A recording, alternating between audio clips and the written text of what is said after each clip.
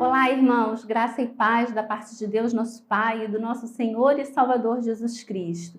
Estamos hoje dando início ao estudo do capítulo 12 da carta de Paulo aos Romanos. Confesso aos irmãos que eu estava bem entusiasmado para chegar nesse capítulo 12, porque também contém ali versículos que por diversas vezes nós nos acostumamos a falar e a repetir, sabemos de cor, como é o caso dos versículos 1 e 2, mas é muito gostoso podermos entrar ali a fundo e entender realmente o que cada palavra daquele verso tem a falar aos nossos corações, o que o Espírito Santo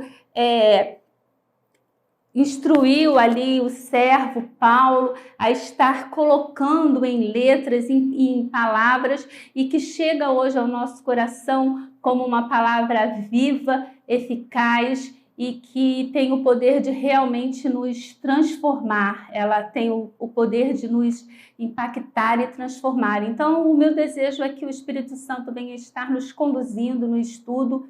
Estaremos estudando os versos 1 e 2 da carta de Paulo aos Romanos, capítulo 12. No capítulo 12, Paulo ensina a respeito do verdadeiro culto a Deus e faz de todos os cristãos sacerdotes que devem se sacrificar. Ele não deve Paulo não está falando aqui de sacrifício de animais, Paulo não está falando aqui de ofertas de dinheiro, mas Paulo está falando da própria vida, nós nos doarmos realmente como um sacrifício vivo, santo e agradável a Deus, que é o culto racional. Vamos ler os 2 primeiros versículos. Paulo fala: rogo-vos, pois, irmãos, pelas misericórdias de Deus, que apresenteis os vossos corpos em sacrifício vivo, santo e agradável a Deus, que é o vosso culto racional. E não vos conformeis com este mundo, a minha versão até fala, e não vos conformeis com este século, mas transformai-vos pela renovação do vosso entendimento, para que experimenteis qual seja a boa, agradável e perfeita vontade de Deus. Vamos orar. Amado Deus, eterno Pai, graças te damos, Senhor, pela oportunidade de estarmos estudando a Tua palavra. Senhor, a sua palavra está aqui diante de nós. Ela é viva, ela é eficaz e nós queremos te pedir, Senhor, que o Senhor fale por meio da tua palavra aos nossos corações. Que possamos de fato, Senhor, entender o que é prestar um culto a ti, Senhor, o que é a tua vontade, ó Pai, essa vontade que é boa, perfeita e agradável, que nós realmente possamos alcançar, Senhor, um entendimento maior a respeito do que é a tua vontade para a nossa vida e do que é a tua vontade, Senhor, com relação à tua igreja aqui na terra, qual é o nosso papel aqui na sociedade, na nossa família, que realmente, ó Deus, nós possamos estar recebendo esse entendimento e que essa palavra venha nos transformar, que através desse estudo, Senhor, pessoas possam ser libertas do comodismo, pessoas possam ser libertas do fanatismo religioso, pessoas possam ser esclarecidas, ó Pai, com relação à tua vontade, ao culto que o Senhor deseja que nós estejamos te servindo. Esse é o meu pedido, Senhor, é o nosso pedido, essa é a nossa oração, que a qualquer tempo, ó Deus, em que esse estudo, esse vídeo esteja sendo ouvido, ele esteja atendendo a necessidade das pessoas que estarão ouvindo. É o que eu te peço, em nome de Jesus. Amém. Irmãos, Paulo começa aqui dizendo: rogo-vos, pois, irmãos. O pois aqui do texto, ele indica para nós que Paulo está se referindo a alguma coisa que já foi tratada. Quando nós vemos o capítulo de 1 a 11, Paulo veio ali tratando a respeito da nossa situação de pecador. Paulo veio ali falando que o gentio, ele é pecador e ele merece a condenação eterna. Depois Paulo vai falar que o judeu também merece a condenação eterna. Depois Paulo vai falar que inclusive aquelas pessoas que estão já dentro do cristianismo, ali atendendo as pessoas que estariam lendo a carta, os crentes da igreja de Roma, eles também eram pecadores e eles também mereciam o castigo eterno. E Paulo fecha ali dizendo, olha, todos pecaram e estão separados da glória de Deus. E Paulo vem ali trazendo toda uma teologia, toda uma doutrina bíblica. E agora, Paulo vai entrar na parte prática. E por isso Paulo está falando assim, olha, eu rogo-vos, pois... Ou seja, mediante a tudo isso que vocês já ouviram, e eu digo para vocês, mediante a todas essas aulas que já foram, exibidas, que já foram passadas, tudo aquilo que nós estamos estudando, Paulo está dizendo, eu rogo-vos, pois, irmãos, pelas misericórdias de Deus. Então, essa palavra, pois, ela está ligando aquilo que Paulo vai falar de agora em diante, com tudo o que foi dito. Não são dois textos à partes, eles estão ligados, porque a teologia, o conhecimento bíblico, o conhecimento da vontade de Deus, o conhecimento da minha condição de pecador, faz com que eu queira prestar a Deus um melhor culto, queira ter um comportamento mais condizente com a minha condição de salvo e liberto do pecado. Quando Paulo fala aqui, ele está dizendo, o pois indica que nós entregamos a Deus em virtude e tudo que foi explicado dos capítulos de 1 a 11. O que Paulo ele explica nos capítulos de 1 a 11, se nós quiséssemos resumir, sem ficar falando o que eu estive aqui agora elaborando para os irmãos, nós poderíamos dizer que basicamente Paulo ele vai falar sobre 3 coisas aqui. Ele vai dizer que nós somos justificados somente pela graça. Ele vai dizer que nós somos salvos somente por meio da fé. Não há outro meio pelo qual nós possamos ser salvos. E ele vai dizer que somente por causa de Cristo, por causa da misericórdia, por causa da obediência de Cristo é que nós somos salvos. Esse é o resumo do capítulo 1 ao capítulo 11. E essa é a ligação, esse é o pois, é a razão do pois. Paulo está ligando os capítulos de 1 a 11 com os capítulos de 12 em diante. Mas Paulo, ele vai mudar aqui também, e se você prestar bastante atenção, se você veio prestando bastante atenção nas aulas que nós tivemos, você pode observar que em nenhum momento Paulo falava de irmãos. Paulo falou separadamente de gentios e de judeus. E agora, mediante tudo isso que Paulo explicou, ele começa a tratar aquelas pessoas por irmãos. Não é interessante, não é impactante ver que Paulo ele veio ali dizendo, olha, os judeus são pecadores, os gentios são pecadores. Ele fala, todos pecaram e estão separados da glória de Deus. Agora ele vai falar, rogo-vos, pois, irmãos. Ou seja, eu estou rogando a vocês sem separação de judeu e gentio. Todos nós estamos no mesmo patamar. Falamos muito isso, Eu usei bastante essa expressão patamar. Todos nós estamos no mesmo nível. E é o que Paulo está falando aqui quando ele começa a se referir àquelas pessoas, não mais por judeus e gentios, mas agora como irmãos. Ou seja, ele está falando para os membros da igreja de Roma. Vocês não são judeus e gentios.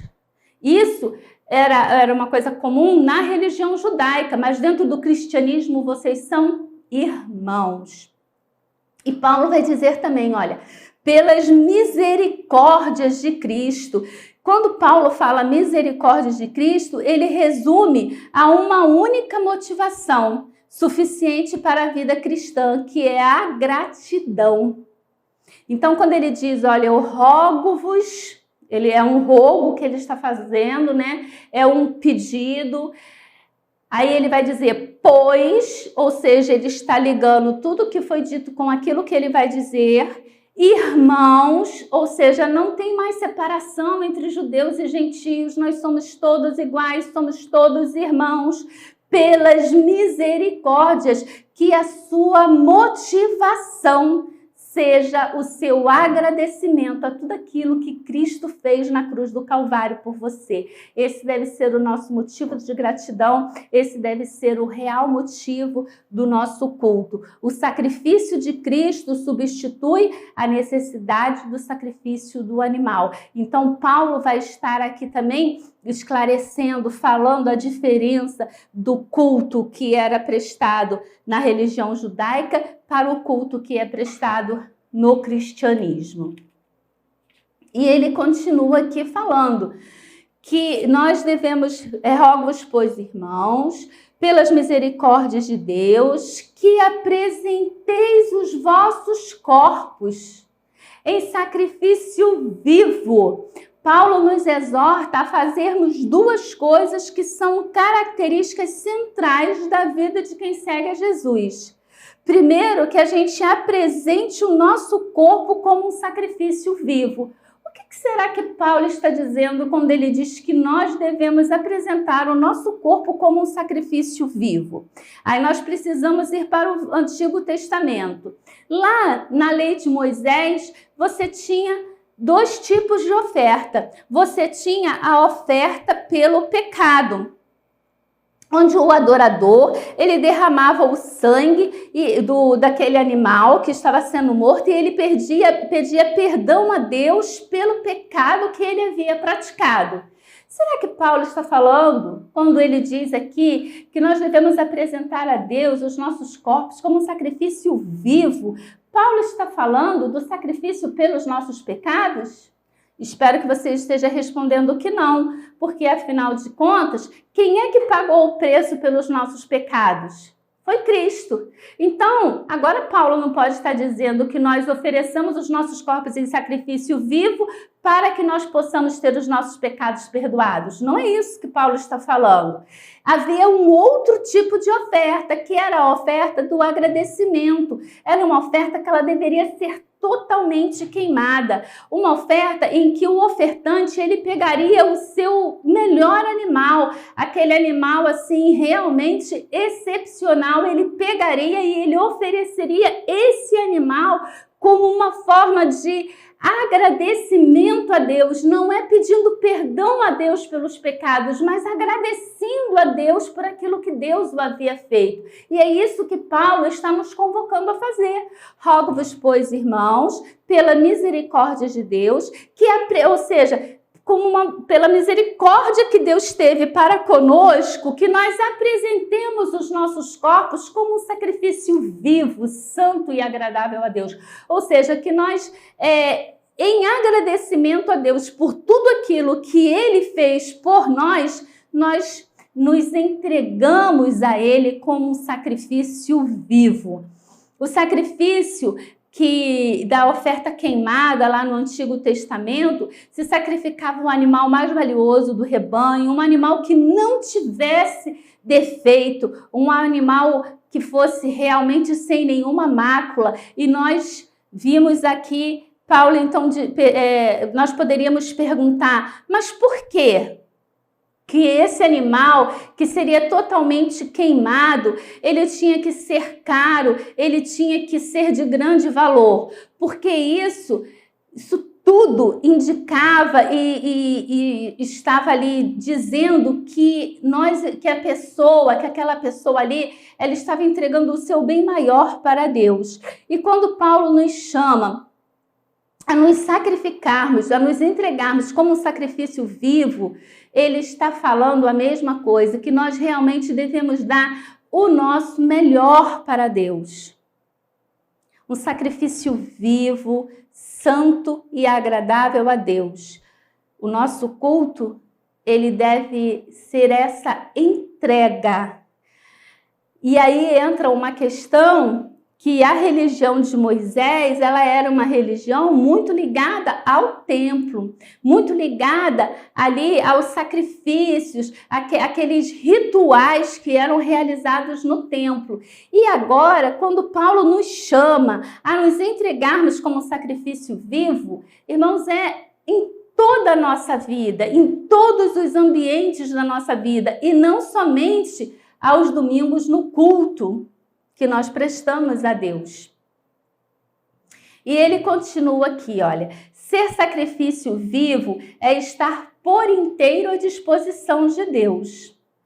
Mas observe uma coisa, porque Paulo vai falar de duas coisas que parece não, elas são contraditórias, porque Paulo fala, olha, sacrifício, e Paulo fala vivo.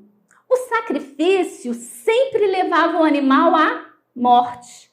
Para que houvesse sacrifício, o animal tinha que morrer. Fosse pelo pecado, como Cristo teve que morrer na cruz, fosse como uma gratidão, o animal precisava morrer.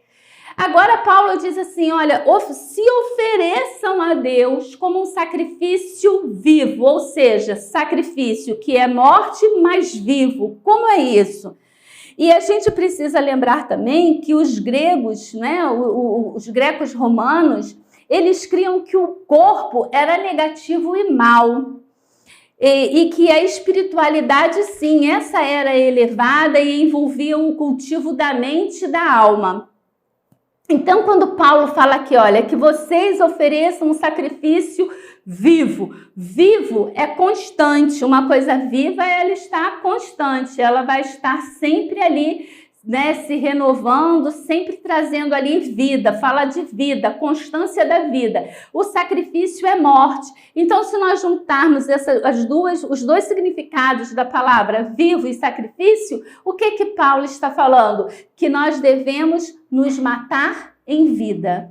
Nós continuamos vivos, mas nós matamos o nosso homem interior. E aí nós podemos lembrar, existem vários exemplos de Jesus falando a mesma coisa. Quando Jesus fala, por exemplo, que qualquer um que quer segui-lo deve fazer o quê? Negar a si mesmo, tomar cada dia a sua cruz. Jesus diz também que quem quer segui-lo, né, quem quer ganhar a vida, tem que perder a vida. Nós só ganhamos a vida eterna quando nós perdemos a vida, quando nós nos entregamos realmente dizendo, Senhor, eu estou aqui à sua disposição, eu sou toda sua.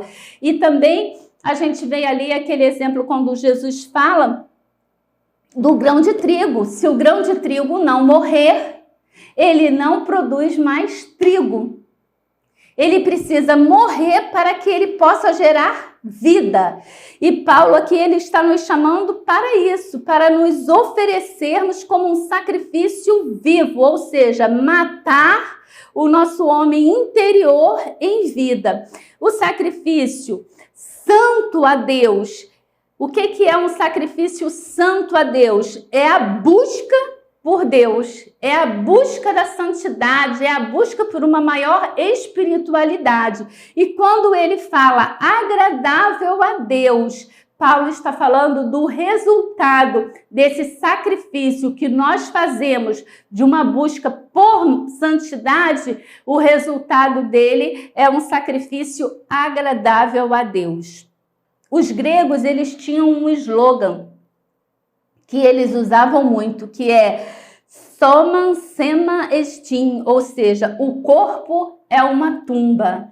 E aí vem Paulo falando a respeito do corpo como um sacrifício vivo, santo e agradável a Deus, que é o culto racional. Mas o que é esse culto racional? É um culto onde a gente tem possibilidade de entender tudo o que está acontecendo? O que Paulo quer dizer com culto racional? Culto racional é um culto lógico. Só à luz da misericórdia de Deus é que a oferta que fazemos de nós mesmos pode ser vista como algo racional e lógico. Somente à luz da misericórdia divina. Se não tiver ali a misericórdia divina, o nosso culto ele não vai ser racional, ele não vai ser lógico. A única reação lógica é fazer da nossa vida uma oferta sacrificial. Qualquer coisa abaixo de uma entrega total é irracional. Quando nós realmente entendemos, irmãos, o nosso estado de pecador, como Paulo veio registrando ali, do capítulo 1 até o capítulo 11, se nós de fato entendermos o que Paulo quis dizer ali, nós vamos entender tranquilamente quando ele diz: rogo-vos, pois, irmãos, pela compaixão, pelas misericórdias de Deus, que apresenteis os vossos corpos em sacrifício vivo, santo e agradável a Deus, que é o vosso culto racional. Ou seja, mediante a tudo que foi exposto a vocês, entregue-se a Deus. Deixe que a luz de Deus brilhe por meio de vocês. E Paulo continua: e não vos conformeis com este mundo, não vos conformeis com este século, não se adapte àquilo que está realmente acontecendo ao nosso redor. Paulo aqui, ele dá dois esquemas. Primeiro, nós temos o esquema do mundo e nós temos também o esquema de Deus. Então, ele vai falar que nós não podemos nos amoldar. Amoldar é o oposto de transformar. Uma coisa que se amolda, ela toma forma. Uma coisa quando a gente fala de transformação, que é o que Paulo está pedindo, que nós não nos conformemos, mas que nos transformemos. Mas transformai-vos. A palavra transformai-vos, utilizada aqui por Paulo na carta aos Romanos, é a mesma palavra utilizada, mesma palavra grega, utilizada lá para falar da transfiguração de Jesus. Essa é quando Paulo fala aqui, transformai-vos, é a mesma palavra, Paulo está usando a mesma palavra grega que foi utilizada lá pelos evangelistas quando narraram a transfiguração de Jesus. A forma passiva do verbo transformai-vos aponta para o fato de ser Deus quem faz a obra de transformação. É somente Deus, irmãos, que realmente pode entrar na nossa vida e fazer com que nós, meros pecadores, pecadores destituídos da glória de Deus, possamos ser revestidos pelo Espírito Santo de Deus e possamos realmente mudar de vida, nascer de novo, ter um novo nascimento, um nascimento agora que reconhece que a nossa vida, ela deve ser toda, Nossa vida tem que ser totalmente para agradar a Deus. Epíteto é um filósofo estoico do primeiro século e ele escreveu uma frase, ele escreveu um verso que eu achei muito interessante e eu trouxe para compartilhar com os irmãos.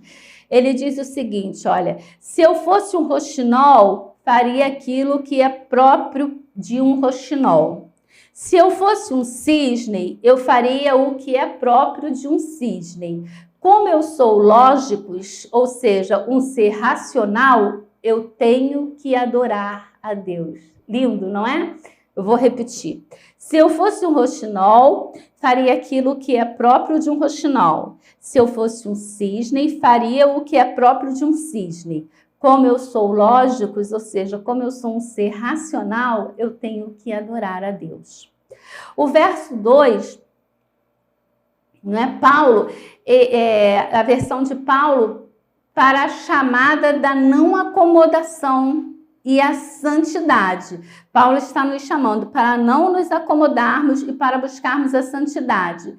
Deus, quando falava ao povo de Israel, ele sempre exortou o povo para que ele não se igualasse aos povos da terra. Quando Deus chamou lá Moisés, pediu que Moisés retirasse o povo do Egito, quando ele mandou ali as leis, quando nós lemos ali a Levítico, quando nós lemos Deuteronômio, e nos profetas, em vários momentos Deus falava que o povo, Moisés sempre exortava, Deus exortava o povo por meio de Moisés a não fazer conforme os habitantes de Canaã, que eles não se igualassem, que eles não servissem aos deuses cananeus.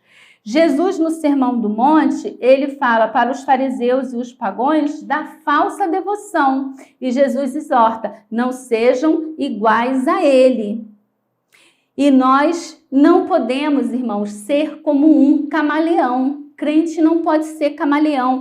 Nós não podemos nos adaptar às situações diversas do mundo. E em cada momento nós sermos uma pessoa diferente. A Ana Cláudia, que está aqui passando esse estudo para vocês, tem que ser a Ana Cláudia que está dentro do templo, tem que ser a Ana Cláudia que está dentro de casa, tem que ser a Ana Cláudia que está no mercado. E isso é uma das coisas mais difíceis para nós sermos, porque geralmente nós nos adaptamos ao local em que nós estamos. Há muito tempo que eu não pego esse tipo de transporte, mas eu lembro assim perfeitamente, quando eu fazia faculdade, a diferença que nós podíamos ver entre o ambiente do metrô e o ambiente do trem urbano. As mesmas pessoas muitas das vezes vinham do metrô e pegavam o trem, só que dentro do metrô era tudo limpinho. Elas não fumavam, não jogavam guimba de cigarro no chão, não jogava lixo no chão, não tinha pessoas vendendo as coisas dentro da condução. Mas quando o metrô parava ali e a gente entrava dentro da estação na Central, já era uma outra situação. As mesmas pessoas que frequentavam o trem parece que se transformavam e elas se adaptavam àquele ambiente em que elas estavam e agora elas iam fazer as maiores imundícias possíveis. Então, nós nos adaptamos. Já observou que muitas das vezes os banheiros de shopping, a sujeira que são? Eu duvido que essas pessoas façam aquele tipo de sujeira nos banheiros de suas casas. Então, é isso que Paulo está falando, que nós precisamos ser constantes. Nós não podemos ser uma pessoa num determinado ambiente e outra pessoa quando nós estamos em outro ambiente. Mas ele diz, não vos conformeis, ou seja, não se conforme, não tome a forma, mas se transforme pela renovação do vosso entendimento, ou seja, do nosso entendimento. Lembre-se que Paulo está falando, ele está fazendo esse link com tudo o que ele disse. Então, mediante a tudo que foi exposto do capítulo 1 até o capítulo 11, ele nos roga para que, rogo-vos, pois, ou seja, ele está ligando, ele está fazendo um pedido, rogo-vos, pois, pelas misericórdias, não é? Pela misericórdia que Deus teve para com vocês, que vocês se apresentem como um sacrifício vivo, ou seja, que morra para o mundo e renasça para Deus, vivo, santo e agradável a Deus, ou seja, santo é a busca pela santidade, agradável é o resultado dessa busca de santidade, né? Que apresenteis os vossos corpos, um sacrifício vivo, santo e agradável a Deus, que é o vosso culto racional. E não vos conformeis, não tome a forma deste mundo, deste século, mas transforme-se pela renovação do vosso entendimento, para que possa experimentar qual seja a boa, perfeita e agradável vontade de Deus. Eu espero que você goste de ouvir esse estudo da mesma forma que eu gostei de prepará-lo e gostei mais ainda de poder estar transmitindo, passando esses momentos aqui com vocês. E peço, né, que realmente o nosso pedido, a nossa busca pela santidade possa ser essa, que nós não venhamos a nos conformar com este mundo, mas que nós possamos nos transformar pela renovação do nosso entendimento.